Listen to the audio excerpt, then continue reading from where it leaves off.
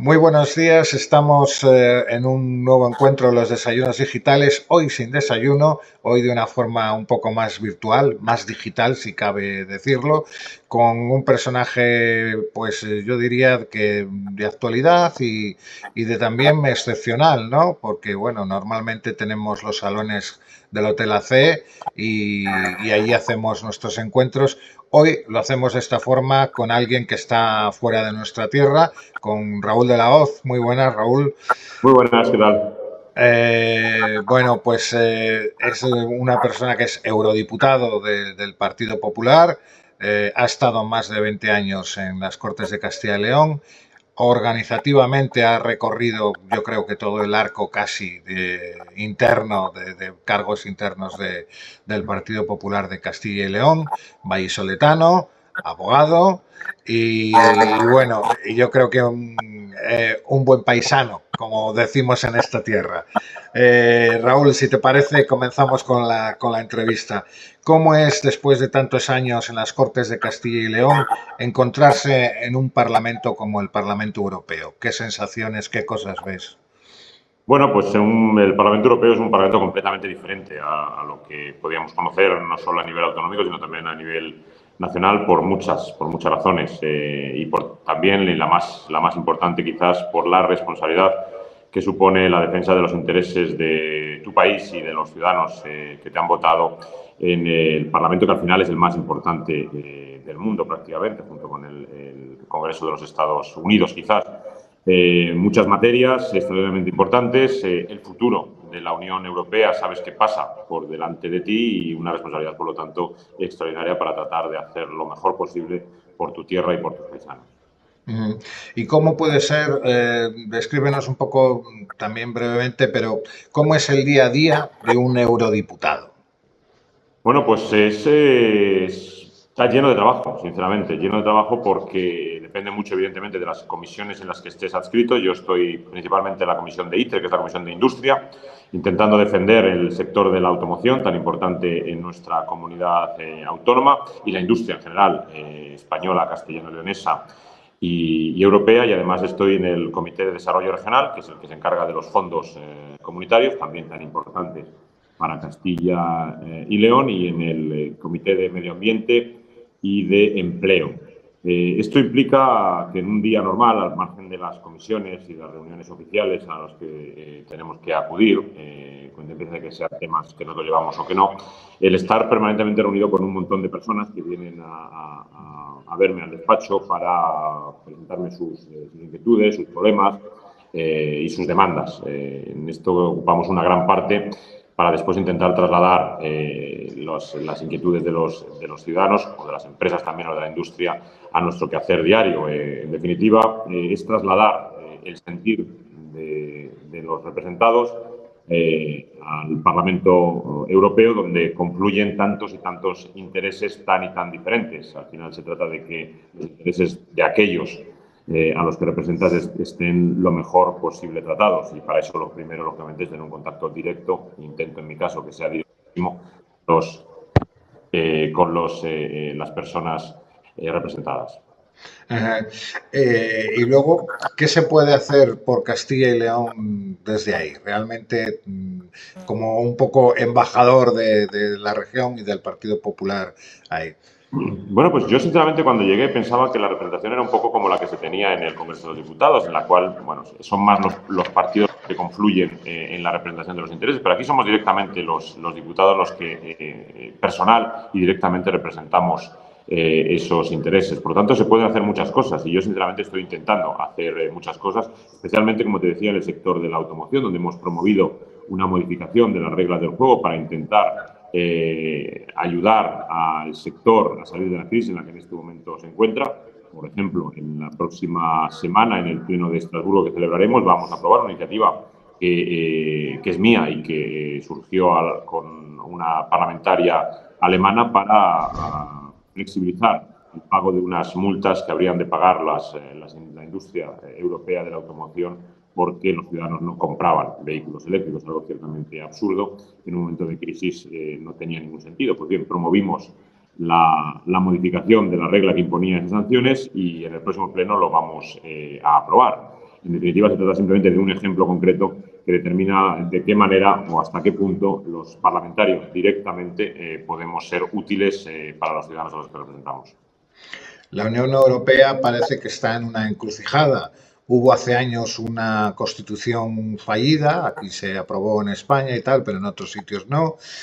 Ahora tenemos el reto de la defensa con todo lo que está pasando, la inmigración, si se hace una política conjunta o no, e incluso la propia economía, ¿no? Que parece que nos quieren hacer un sándwich entre la economía china y la norteamericana, ¿no? ¿Cómo está de fuerte o de sana, según tu opinión, la Unión Europea? Que Bueno, pues algunos efectivamente ponen en entredicho. estamos en un momento ciertamente complejo en la historia de la Unión Europea, desde el punto de vista económico, desde el punto de vista de las libertades también y desde el punto de vista político y muy especialmente en el ámbito de la seguridad. Esto nos daría para 10 desayunos a analizar todos y cada uno de estos puntos o de estas materias. Pero lo cierto es que Europa necesita más que nunca en este momento estar unida, ser fuerte y ser responsable. En el ámbito de las libertades, en el ámbito de la seguridad, en el ámbito de la defensa y sobre todo también en el ámbito económico. El mundo ha cambiado de forma vertiginosa en los últimos tiempos. Hemos vivido muy bien, muy tranquilos, respaldados por una estabilidad política, de seguridad y económica que nos permitía pensar en un futuro limpio, en un futuro descontaminado e incluso constituirnos como la reserva casi espiritual de Occidente, ¿no? Y los tiempos nos han cambiado, nos los han cambiado de repente. La guerra de Ucrania, la crisis con Rusia, el crecimiento a una velocidad insospechada de la economía china y su influencia en Europa, la relación con los Estados Unidos y su replanteamiento de la política de seguridad y también económica a través de los aranceles. Esto supone muchos cambios muy rápidos en un momento en el que la economía europea no está en su mejor momento. Tenemos una crisis de competitividad importantísima y nos están adelantando por todos lados. Y esto requiere actuar de forma rápida, de forma urgente en muchos ámbitos, en todos estos ámbitos de los que acabo de mencionar. Y eso exige, lo primero de todo, unidad.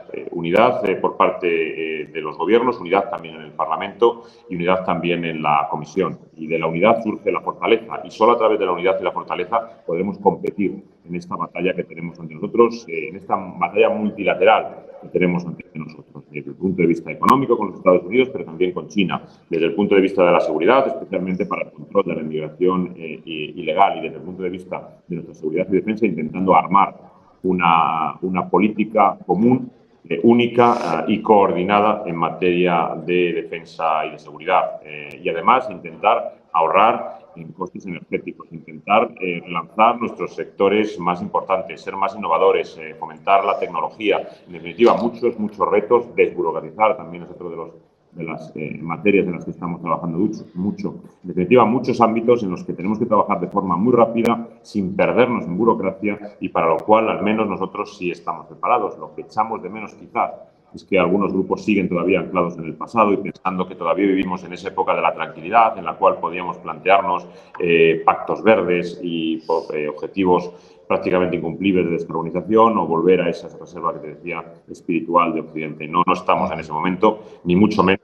Estamos en el momento de actuar de forma rápida, de forma urgente, de forma contundente para intentar recuperar una Europa fuerte, una Europa unida y una Europa que económicamente pueda competir con nuestros rivales China y Estados Unidos y no solo eso, también políticamente en el mundo.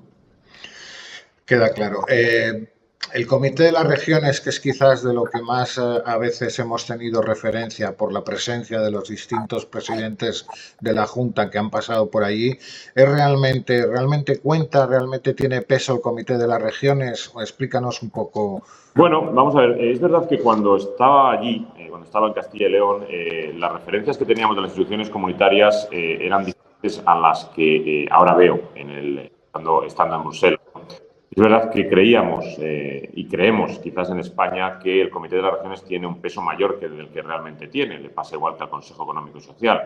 Son instituciones importantes, pero no determinantes en el día a día de la Unión Europea. Lo importante, lo fundamental, donde se corta el bacalao, como decimos en nuestra tierra no está en el Comité de las Regiones ni tampoco en el Consejo Económico y Social. Está principalmente en el Parlamento y sobre todo en la Comisión Europea y en una relación muy estrecha que existe entre ambas instituciones. Es verdad que ahora, como consecuencia de que el Partido Popular Europeo es un partido predominante tanto en el Parlamento como en la Comisión, se han establecido unos lazos de conexión muy importantes entre ambas instituciones y prácticamente caminamos a la par en el desarrollo de reformas normativas. Por lo tanto, lo importante sucede en el Parlamento, lo importante sucede en la Comisión y menos en el Comité de las Regiones. Es verdad que ahí está representada Castilla y León, ahí están representadas las regiones, pero sinceramente te digo que Castilla y León está también representada en el Parlamento a través del Partido Popular, del Partido Socialista y de otros grupos parlamentarios. Ajá. Se ve casi un tópico, pero se ve a Europa siempre como algo lejano. Lo que ocurre es que ahora está como muy de moda que los fondos europeos, ¿no? Parece que todo es fondos europeos o todo es aspirar a fondos europeos, pero realmente es tan farragoso y difícil para, yo qué sé, un ayuntamiento o una diputación, una comunidad autónoma, llegar a esos fondos europeos. Vamos a ver, son dos cosas. Una, ¿es importante la Unión Europea? Sí, mucho más de lo que creemos. Muchas veces hemos pensado que lo que sucede en Bruselas está muy lejos y que es cosa de burócratas. Pero valga un ejemplo para saber si eso es lo importante el día a día de nuestro trabajo en el Parlamento Europeo. El 75% de las normas que regulan nuestro día a día, todo lo que hacemos, desde el vehículo que conducimos hasta la luz que pagamos o las normas que rigen nuestros modelos económicos, surgen del Parlamento Europeo, el 75%. Por lo tanto, es importante lo que se decide allí. ¿Es farragoso? Es complejo, digámoslo así. No es sencillo, ni mucho menos el moverte en un ámbito tan grande. Es un océano de agentes de todo tipo e intereses de todo tipo que confluyen en un breve lugar, en un breve espacio de tiempo y en un pequeño lugar. Por lo tanto, para un ayuntamiento, para una comunidad autónoma, moverse en Bruselas requiere, lógicamente, de una asistencia que, de manera modesta, ofrecemos también desde el Parlamento. El mundo de los fondos es un mundo que, aunque estamos intentando simplificar, y en eso estamos trabajando ahora mismo en uno de los comités en los que trabajo, en el Comité de Desarrollo Regional, es todavía difícil, especialmente para algunos ayuntamientos. Estamos intentando simplificar, estamos intentando unificar y estamos intentando hacer más efectivos el uso de algunos de esos fondos y reorientarlos hacia lo que realmente nos interesa en este momento. Estamos en la evaluación del marco financiero y de las políticas de cohesión 21-27 y estamos intentando reorientar algunos de esos fondos a los objetivos más importantes que tenemos también en Castilla y León. Estamos intentando trabajar para orientar esos fondos hacia los objetivos de lucha contra la población, también en materia de defensa, también en política de vivienda y menos en objetivos medioambientalistas que tenían más predominancia en el pasado. Muchos, bueno, la idea fuerza un poco de tu campaña, que era tener Castilla y León presencia y voz ahí con una persona como tú, tan conocida en la región. Bueno, es necesario hacer grupo de presión ahí, hacer lo que viene a decir lobby con el resto de eurodiputados de cercanos de distinta ideología pero de otro color. ¿Se puede hacer lobby o es más bien a nivel partido lo que realmente funciona? Vamos a ver, cuando estás ahí te das cuenta de lo importante que Castilla y León, no porque sea yo la persona que está allí, pero sí es importante que Castilla y León esté representada en el Parlamento Europeo. Y vuelvo a poner un ejemplo. También en el próximo pleno vamos a aprobar por fin la modificación del estatus del lobo en el derecho comunitario. El estatus del lobo, el norte del Duero, va a ser igual al sur del Duero y, por lo tanto, ya por fin, a pesar del Gobierno de España, se va a poder cazar lobo para controlar a su población. Y eso es algo que estamos consiguiendo, que hemos conseguido en Europa también gracias a la presión que hemos hecho desde Castilla y León, desde la comunidad autónoma que más población lobera tiene de toda España y una de las que más tiene Europa. Por lo tanto, esto sirva de ejemplo para saber la importancia que tiene el estar presente allí. Desde el punto de vista del trabajo que se realiza, pues ya no solo por Castilla y León, sino en general por España, lo que vemos es que el modelo de trabajo es muy diferente al que hay en el Congreso de los Diputados o en un Parlamento regional. Allí sabemos que tenemos que defender, los diputados españoles sabemos que tenemos que defender los intereses de España y que eso nos obliga a un diálogo permanente y constante con los partidos españoles, sean o no cercanos o afines a nuestra ideología, porque allí sí, en la mayoría de los casos, prima el interés país. Por lo tanto, nosotros estamos representando en el Parlamento Europeo los intereses de un partido político, pero también los intereses de un país. Y a veces no cuesta nada reconocer los intereses de un partido a nivel europeo entran en conflicto con los intereses de un país. Y nosotros tenemos claro, al menos en el Partido Popular, que cuando eso sucede hemos de estar con los intereses de nuestro país.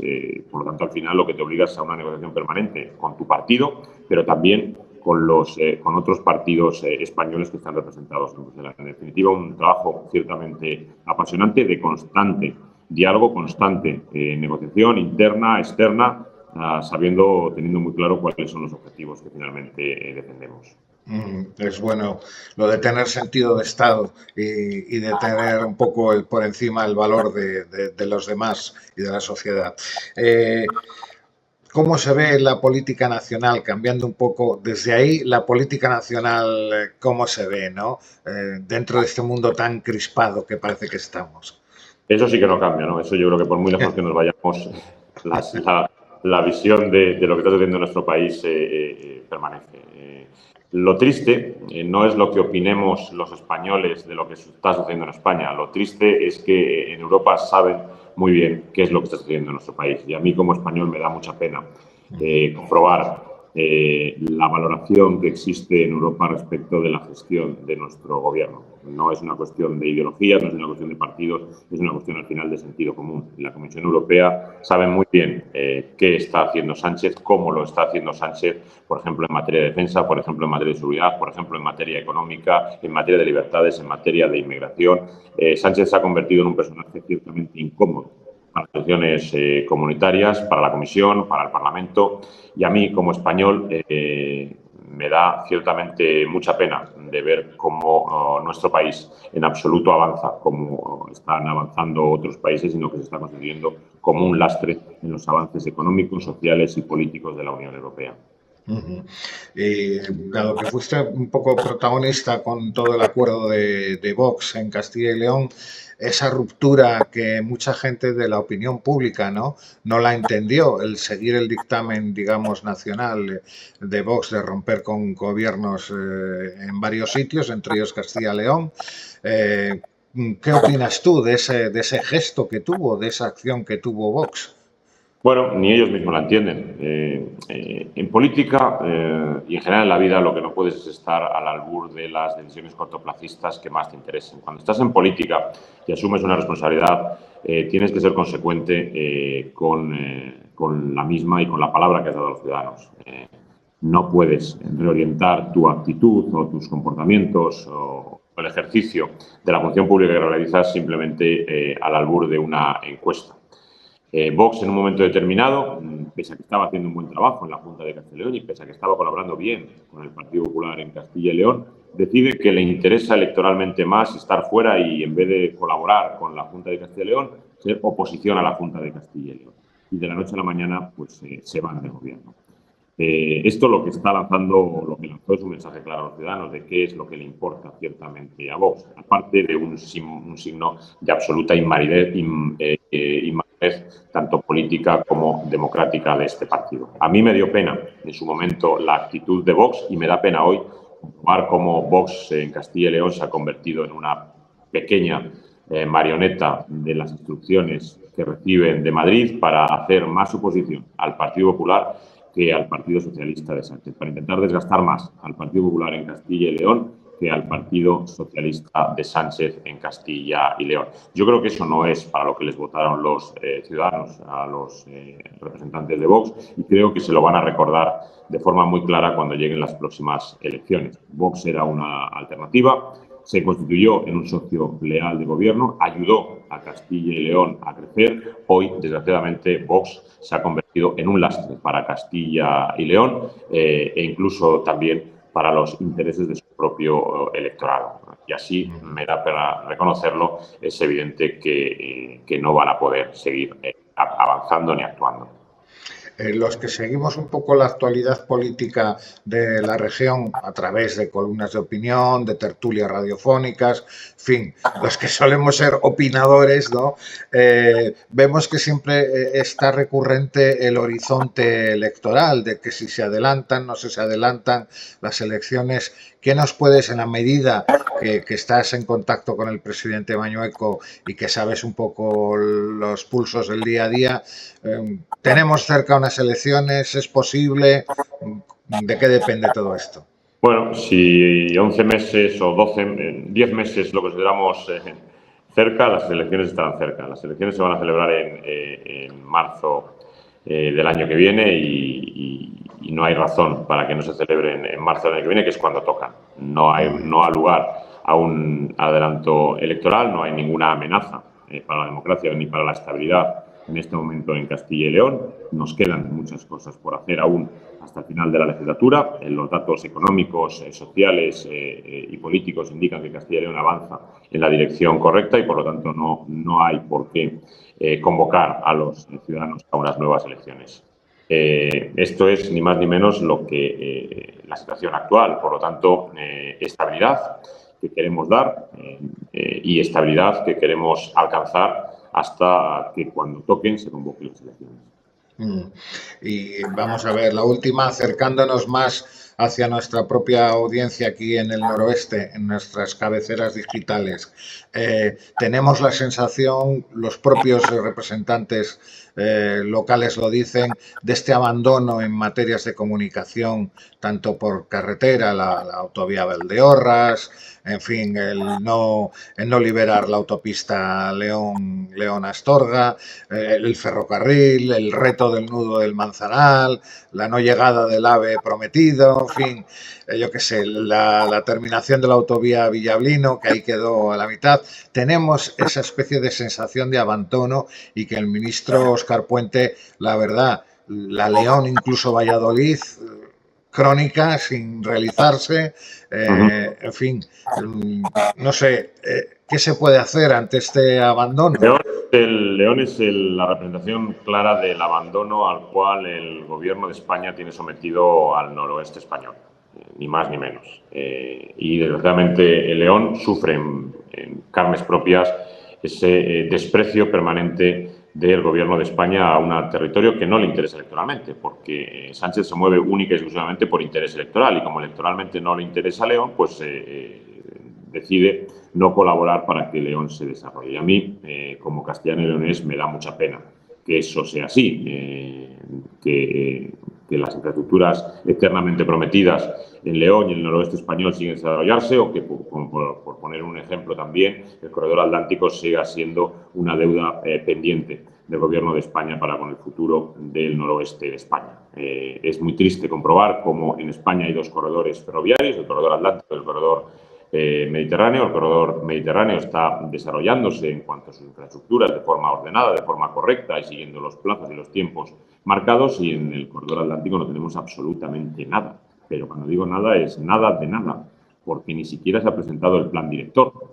Es muy triste comprobar cómo el plan director del corredor atlántico se presentó en Andalucía el año pasado, se presentó en Galicia el año pasado, se presentó en Asturias el año pasado y en Castilla y León aún no tenemos siquiera plan director de las obras del corredor atlántico en esta tierra.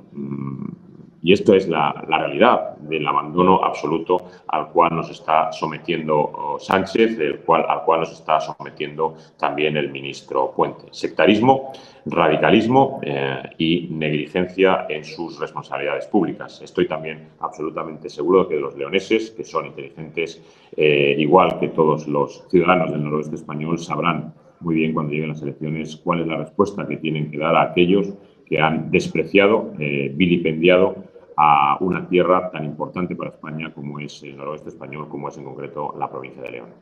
Ujú. Pues nada más, Raúl, muchísimas gracias por atendernos a lo que es el pequeño grupo editorial de Noroeste en Red y nada, a nivel personal, pues un abrazo y a seguir trabajando. Te seguiremos ahí. Muchísimas gracias. Me consta que me seguís y estoy siempre agradecido al trabajo que realizáis por trasladar a vuestros lectores, a vuestros oyentes, el trabajo que allí realizamos, que, como decía al principio de esta entrevista, es muy importante para todos, también, por supuesto, para los leoneses. Pues nada, un saludo y muchas gracias. A vosotros.